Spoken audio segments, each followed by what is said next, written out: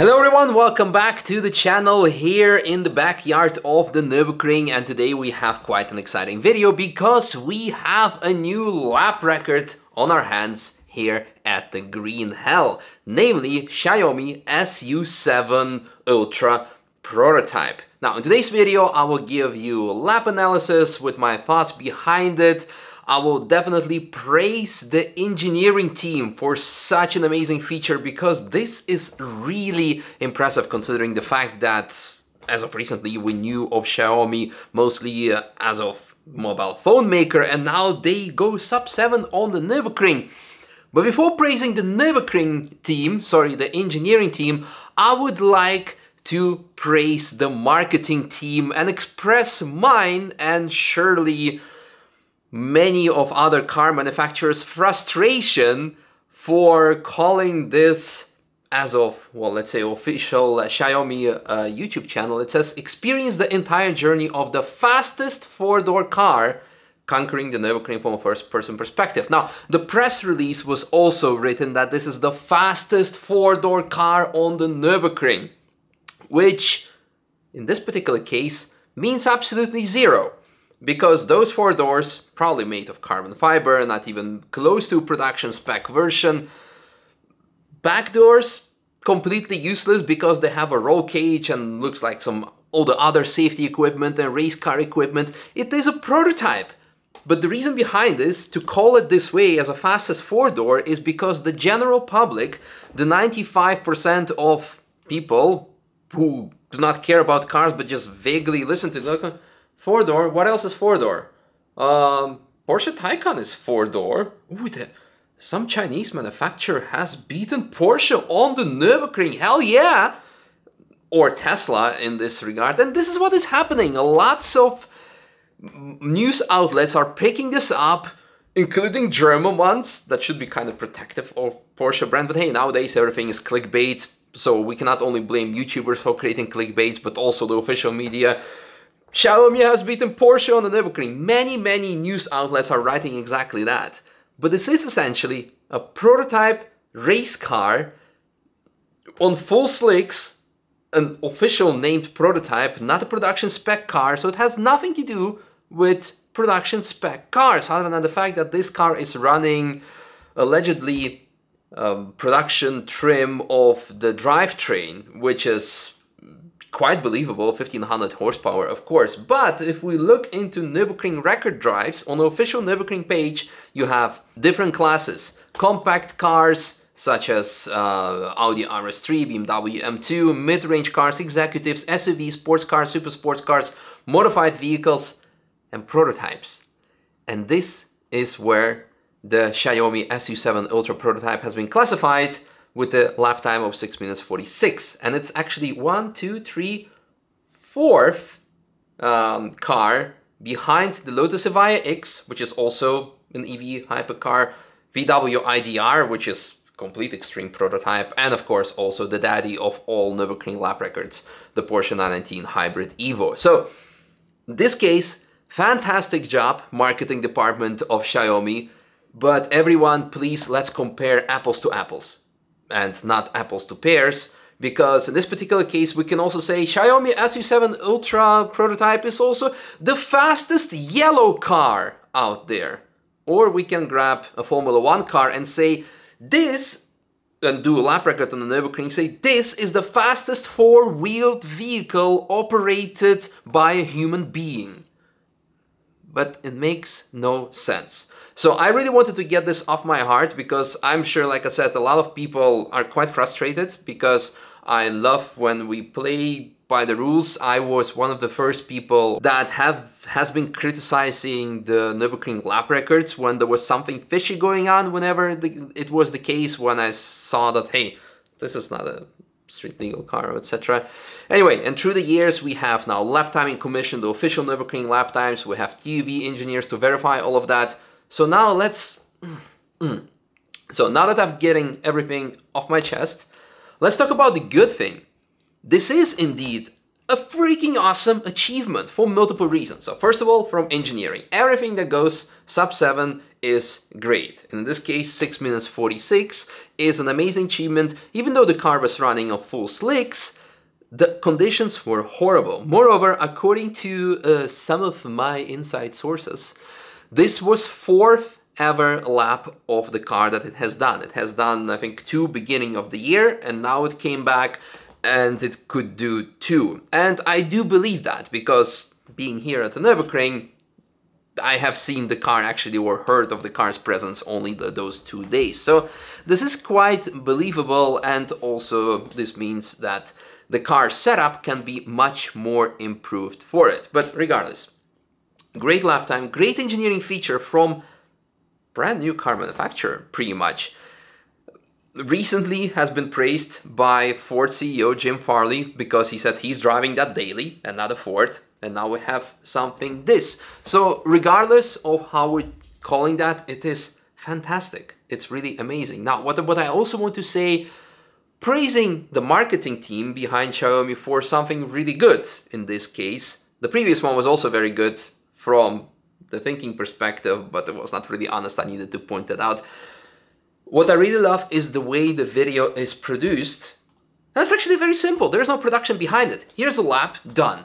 It has imported angles pointing to the outside. You can see the driver, also David Pittards, the 2023 and 24 Hours of Nürburgring winner. It has the GPS speed. You can even see the tire pressures in the center, and the state of charge, which is also important, and then the accelerator and the brake pedal input. So everything you would want. There is nothing hidden, everything is there. It also again shows how stripped the car is, the stripped interior, everything is full race spec, so this is not a production spec car. So let's compare it to what it is. But from engineering perspective, from achievement perspective, from putting it out there, one of my favorite parts, again, actually, is the fact that this was not a perfect lap, because it's the conditions were horrible, it was wet, but also the car had a malfunction, because what some people think is that a leaf blocked wheel speed sensor, or wheel speed sensor, and therefore the car would not react to the throttle, and it lost like 12 seconds of throttle input. So this was, again, the fact that Xiaomi decided, you know what, we're not perfect. This is real life thing. Here's the lap, see it, and this makes it so much more impressive than other marketing BS that you would see from other manufacturers, all kinds of, I don't know, some flair and like fancy cinematics, and but as of a lap, it's like boring, or like if it's not perfect, then we don't gonna put out. So this is impressive on many features, for the good, for the bad, where the good is combined with everything. So that's what I wanted to go out. So congratulations Xiaomi on this fantastic feature, and I'm really much looking forward to see what the car will be able to do in the dry. Now let's go quickly over the lap itself. Let me give you some comments, what I see, what I don't see. I already told you about the layout, really love that. So 3, 2, 1. So the lap is starting, of course, going over the start at T13. We hear the brakes are squeaking. It was very cold, sub 10 degrees, so the tires, which are Pirelli full slicks, but special type of full slicks for EVs, the same that were running on the Evija X prototype, they were far out of their optimal window. What I notice here now, for example, through Hatzenbach, David is not taking a curb. Also here, the second curb in Hatzenbach, he's staying off it, although he could get ideal line, accelerating out, going towards Hochheichen, gently, gently, gently, flat on the gas, yeah, and the car spins a bit. And you can see here, the sides of the road, of the track are actually wet, so you need to watch out. So on the brakes, the speed through Flugplatz, the minimum speed is just below 200 kilometers per hour, so it's not mind-blowing impressive because of the weight of the car most likely, or the not ideal tire temperatures, but 313 towards Flugplatz or even slightly higher. On the brake, catching it 230 over crest, impressive speed. So thumbs up to the vehicle dynamic department and also aerodynamic department of Xiaomi. Going flat on the gas, and here Foxhole is one of the sections of the track that does not dry out instantly, so it is full wet, so he has to go on the brakes and goes below 200 kilometers per hour, below 190 kilometers per hour. I think the car is easily capable of doing 260, I would say, due to the weight through the bottom of Foxhole in dry conditions. Maybe even faster, maybe even harder. Alright, I don't know, forced quite gently because, yeah, it's still a relatively chunky car. Flat on the gas towards Metzgesfeld, impressive speeds over 250 kilometers per hour, 270 almost on the brakes, that's GPS speed. And going gently on the brakes early and turning in gently on the gas here. Yeah, the car brakes out, was to be expected. Again on the brakes, downhill to Kallenhardt, turning in, waiting on the gas. And now flat, yeah. Again here, still wet, so cannot go fast. Impressive, this is already second full wet section, which has sacrificed lots of lap times. So going to the outside, towards Weerseifen, and gets also tricky here because it's a very slow section. Waiting on the gas flat, accelerating towards Breitscheid, the lowest section of the track. Hard on the brakes, quite early on the brakes, already at the before the straight, so to say, towards the braking zone. Had to go on the brakes, scrape because of the weight, and flat. Here we start noticing how many leaves there are on the track that later probably have blocked the speed sensor. Wet here, slowing down. Usually this corner is flat, over 200 kilometers per hour, missed 50 kilometers per hour of cornering speed. On the gas through Bergwerk, flat, and then we encounter another very wet patch that also slowed down the first attempt of Mercedes AMG 1. So here going gently on the brakes. Otherwise this would have been probably 250 kilometers per hour flat out section if everything is well set up. Go. David is definitely very sad and frustrated at this point, but he's just driving and vibing. Okay, mood curve on the brakes, turning in. The V minimum is 190, quite okay GPS speed. And going gently on the brakes, stabilizing the car, and on the brakes for Steinstrecke. Also quite damp here, you can see some damp spots, so you, with full slicks, it's getting quite tricky. And go towards the carousel, and little did he know that shortly after he would have an absolute fiasco. A bit of drifting through the carousel, and on the gas, flat, and off we go. And just before Ho 8, somewhere here, just bit on the brakes and going on the gas again, but nothing. And David is really frustrated. He thinks the car probably died and he will have to call the closed off Bongard truck, and there is it. He keeps slamming the accelerator pedal, there's something happening.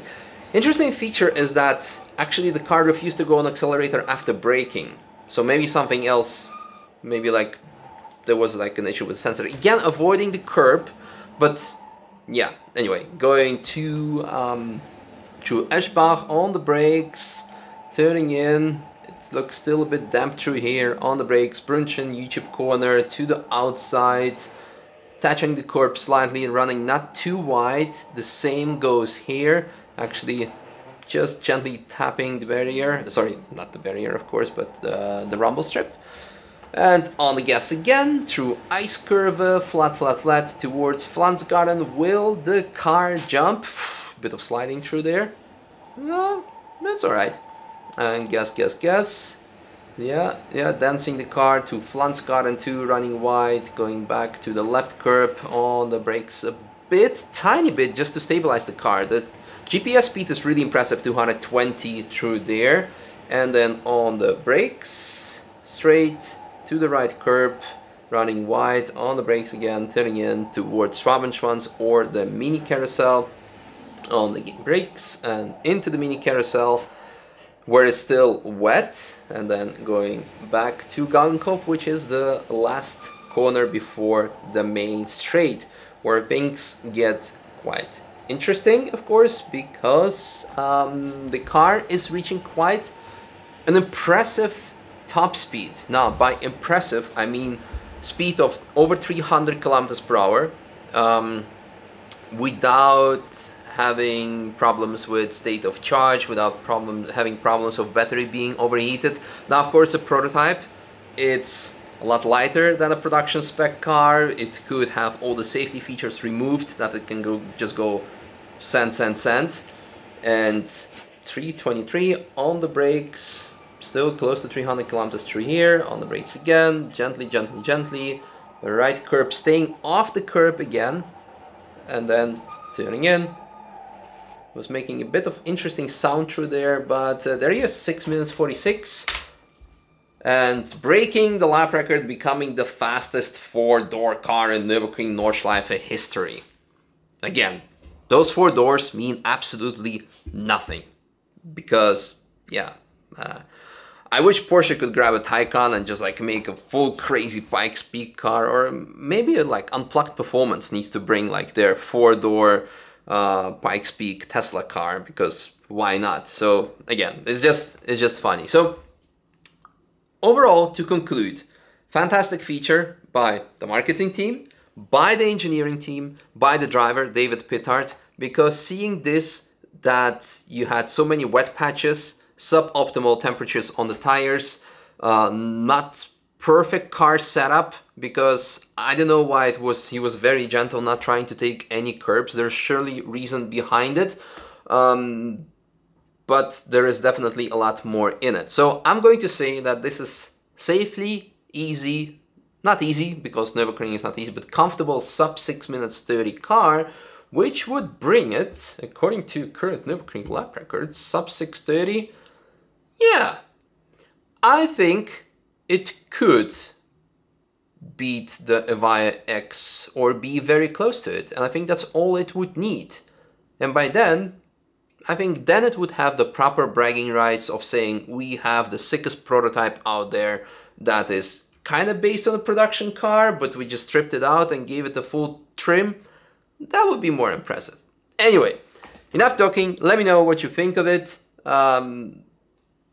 And that's kind of it. Again, for me, I'm quite impressed. It's a very cool feature, keeps the Nürburgring spirit alive, but let's compare apples with apples. And looking forward to see what Xiaomi, in this case, will do, or BYD, or whoever, in the coming days. It's great seeing more Chinese cars out here and keeping the German manufacturers on their toes, in this case. Competition is always good. It's always good for the consumer.